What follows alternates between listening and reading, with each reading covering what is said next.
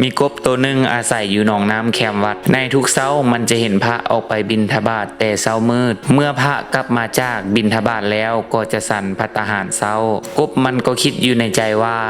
อยากเกิดเป็นพระดีเนาะเป็นพระสบายมีคนมาถวายอาหารทุกมื้อหลังจากพระสันแล้วก็ได้นำเอาอาหารที่เหลืออย่างลวงลายไปให้สังกะรีวัดกินต่อเห็นแบบนั้นกบก็คิดเปลี่ยนใจอยากเกิดเป็นสังกะรีวัดเพราะว่าสบายกว่าพระที่บ่ต้องออกไปบิณฑบาตแต่เมื่อสังกะรีวัดกินอิ่มแล้วก็นำอาหารที่เหลือไปให้หมาวัดกินต่อแล้วสังกะรีวัดก็ไปล้างถ้วยกวาดเดินวัดและหนน้ำต้นไม้ตอนนี้กบคิดเปลี่ยนใจอีกครั้งมันอยากเกิดเป็นหมาวัดเพราะสบายกว่าสังกะรีที่ต้องได้ล้างถ้วยกวดเดินวัดและหนน้ำต้นไม้เมื่อพวกหมากินอิ่มแล้วก็พากันแยกย้ายไปเฮ็ดหน้าที่เวรยามวัดและเห่าหอนคนแปลกหน้าหลังจากที่พวกหมาวัดปะอาหารที่เหลือไว้พวกแมงวันก็มากินต่อมาถึงตอนนี้กบคิดเปลี่ยนใจทันทีว่าอยากเกิดเป็นแมงวันเด้บ่ต้องเฮ็ดหยังก็มีอาหารให้กินอย่างล้นเหลือในขณะที่มันคิดละเมอเพ้อฝันอยู่นั้นพอดีมีแมงวันตัวหนึ่งบินมาจับอยู่ต่อหน้าของมันกบตัวนั้นจึงได้ใส่ลิ้นของมันแกว่งออกไปใส่แมงวันม้วนเข้ามาในปากในตอนนั้นเองมันก็คิดขึ้นมาได้ว่าเป็นกบนี้ก็ดีคือกันได้เนาะบ่ได้เฮ็ดหยังก็ได้กินแมงวันการที่เฮาเป็นตัวของเฮาเองแบบนี้ก็ดีแล้วนิทานเรื่องนี้สอนให้รู้ว่าการเป็นตัวของตัวเองในทุกมื้อนี้ดีที่สุดแล้วหลายครั้งที่เฮามักเอาสิ่งที่เฮาขาดหายในชีวิตไปเปรียบเทียบกับชีวิตคนอื่นว่าเขาดีกว่าเฮ็ดให้ตัวเองรู้สึกขาดหายหลายอย่างชีวิตคนเฮาย่อมแตกต่างบางอย่างที่เจ้ามีคนอื่นอาจบ่มีก็เป็นได้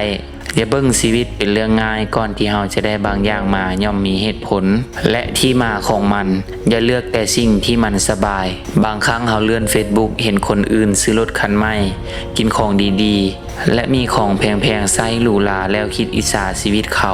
ค่อยบ่อยากให้เจ้าอิจฉาเขาแต่จงศึกษาเบิ่งเขาว่าก่อนที่เขาจะได้สิ่งนั้นมาเขาลำบากหรืออดทนเพียงใดสุดท้ายจึงได้สิ่งนั้นมาอย่าเบิ่งแต่ความสำเร็จของเขาแล้วเอามาเปรียบเทียบกับเฮาเพราะเบื้องหลังความสำเร็จของเขาก็บ่ได้สวยงามมันต้องมีความพยายามและทุ่มเทอย่างหนักซึ่งภาพตอนนั้นเจ้าอาจบ่เห็นมันถ้าเอาปลามาบินแข่งกับนกก็คงบ่ได้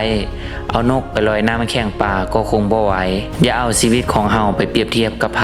ทุกคนมีความพิเศษในตัวเพียงแต่เจ้าต้องเสาะหามันให้พบบางคนมีเงินแต่บ่มีความสุขบางคนมีความสุขได้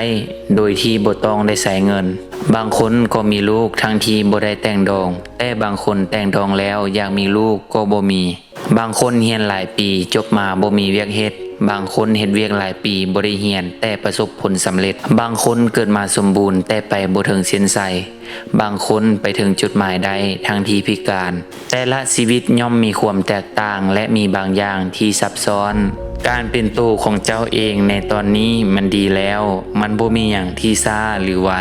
จงเชื่อว่าชีวิตของเจ้าดีขึ้นกว่านี้ได้ในแบบที่เจ้าเป็นตัวของตัวเองดีที่สุดจงอย่าหยุดพัฒนาตนเองปีใหม่นี้อย่าลืมแชร์แง่คิดดีๆให้กับคนที่เจ้าฮักและคนที่เจ้ารู้จักที่อยากให้เขาเจ้ามีชีวิตที่ดีขึ้นได้มาเบิ่งนำกันแล้วพบกันใหม่ใน EP ต่อไปในรายการมันอยู่ที่ใจหวังว่าท่านจะได้อย่างกลับไปสอนใส่จากกะสีอินดี้สบายดี